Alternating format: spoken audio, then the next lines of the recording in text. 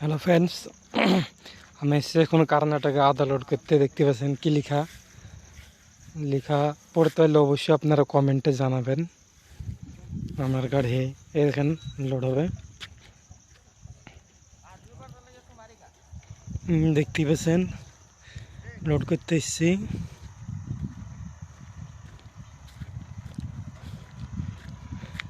অশোক লাইল্যান্ড आधा আপনাদেরকে দেখাচ্ছি, দেখবেন आधा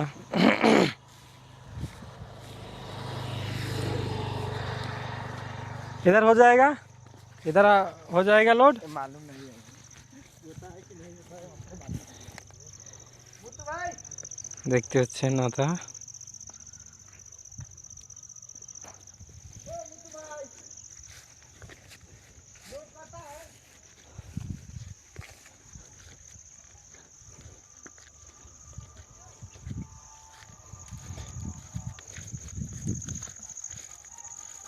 इधर लोड হবে। দেখেন সব আদা তুলছে দেখে। দেখতেছেন আমরা মাঠে লোড করতেছি। মাঠে এই জায়গার অবশ্য নাম যায়নি, মাঠে লোড করতেছি। ওরা কিভাবে আদা তুলছে আপনাদেরকে দেখাবো, কিন্তু আপনারা আমি কিন্তু কথা বলবো না। ওরা কী করে আদা তুলছে তা দেখবো।